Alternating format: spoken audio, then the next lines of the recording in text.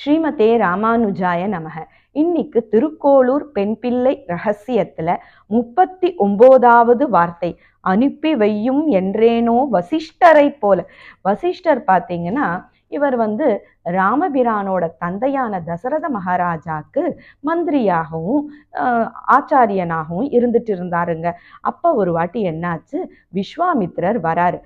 இந்த 2 பசங்களையும் யாகத்திற்கு பாதுகாப்பலாக வேணும்னு சொல்லி கேட்கிறாரு.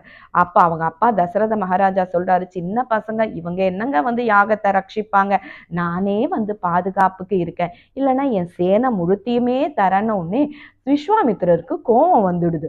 ஆனா அவர் மனசுல எண்ணம் தீட்டிட்டு இருந்தாருன்னா, எப்படியாவது ராமனையும் லக்ஷ்மணனையும் கூட்டிட்டு போகணும், இந்த அரக்கர்களெல்லாம் வதம் செய்யணும், ராமனுக்கு திருக்கல்யாணம் சீதாபிராட்டியோட பண்ணி வைக்கணும் அப்படின்றதுதான் அவருடைய எண்ணம்.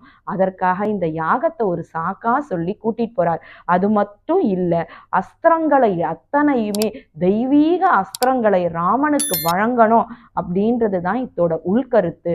ஆனா இப்படி இவர் சொல்லிட்டாரேன்னு உடனே வாழ்ந்தே போம் நீர். சில பேர்லாம் நம்ம வீட்டுக்கு வந்தாங்கன்னா ஏதாவது ஒரு விரும்பி கேட்டு வருவாங்க, நம்ம கொடுக்கலன்னா நீங்களே வச்சு நன்னா இருங்கோ அப்படின்வாங்க. அப்படின்னா என்ன அர்த்தம்னா, பின்னாடி நல்லா இருக்காதீங்க, இருக்கக்கூடாதுன்னு அர்த்தம். அதே மாதிரி விஸ்வாமித்திரர் சொல்றாராம். இதை கேட்டு வசிஷ்டருக்கு நன்னா புரிஞ்சிடுது, இவர் எதற்காக இங்க வந்திருக்காரு.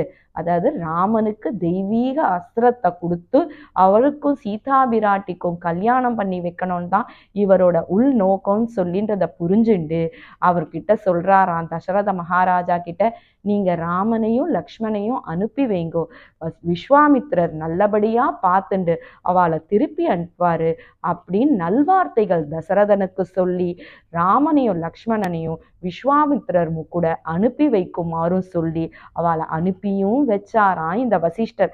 அத மாதிரி அனுப்பி வையும் என்றேனோ வசிஷ்டரை போலன்னு சொல்லி இந்த வார்த்தையை முடிச்சிருக்காங்க திருக்கோளூர் அம்மாள்.